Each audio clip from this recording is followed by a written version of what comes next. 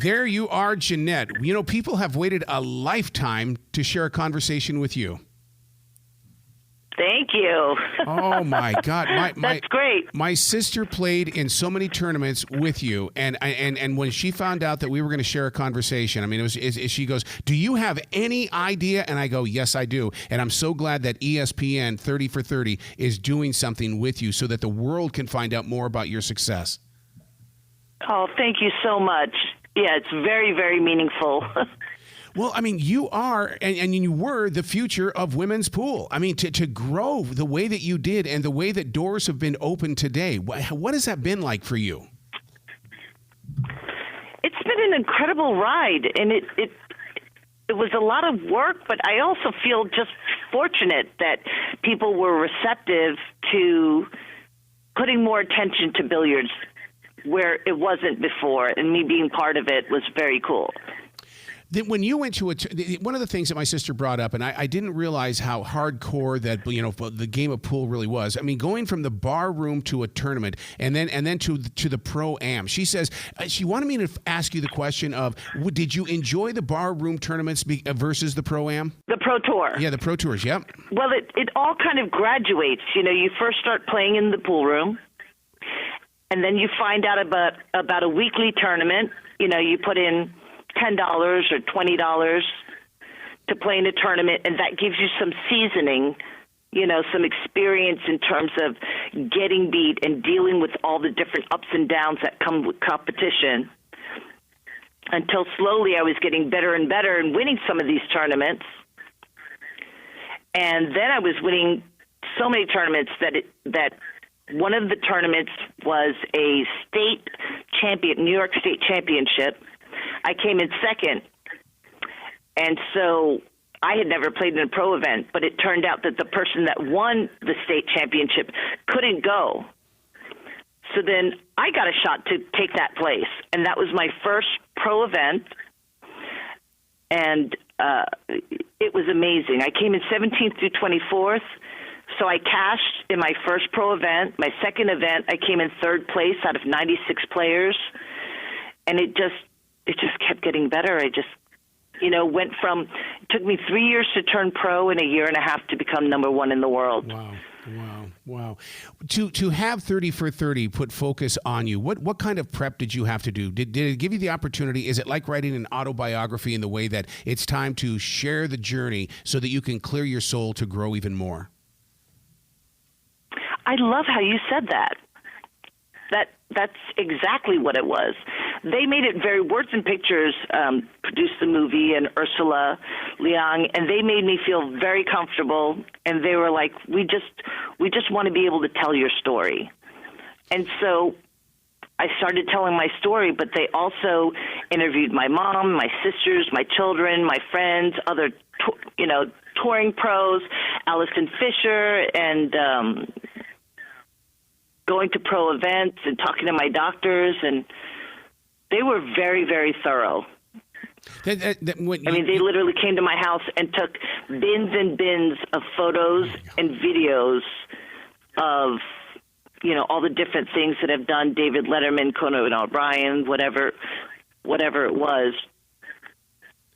I have copies of all of them. The Arliss Show, The Man Show, I can't even remember all the best damn sports show period.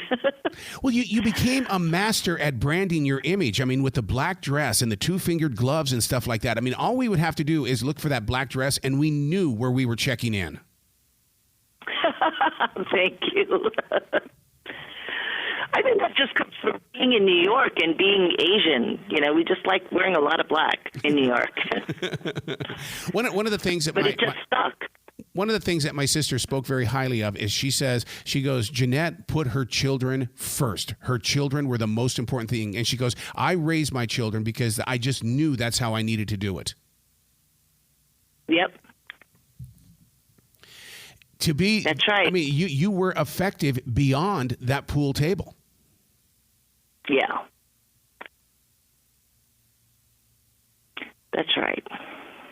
Where do It you? was devastating. Oh yeah, oh yeah. I mean, for you to be out on the road like it was, I mean, and from what I understand, that when you're on that, on that tour, I mean, in reality, yeah, you are the pro, but you're also under control.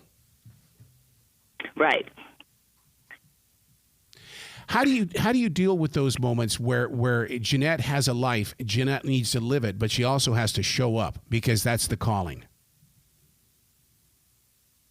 Well, the thing is that of course, as I grew older, I got more children, and they take a lot of attention because they've always been my number one priority.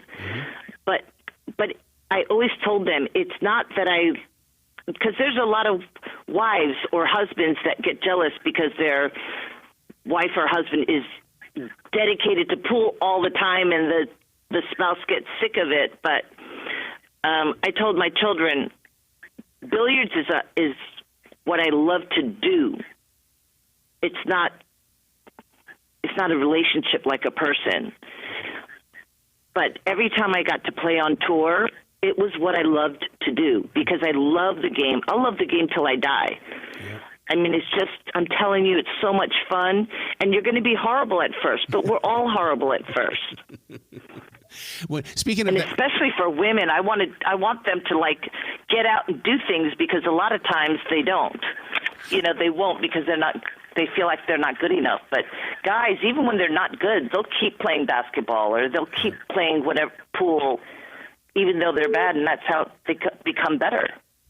Well, you're absolutely right about that, and I love the way that you are promoting women to continue growing forward. One of the things that people always remember is their very first billiards house or their first bar, and mine was Q and Karam in Billings, Montana. Where was your very first pool hall?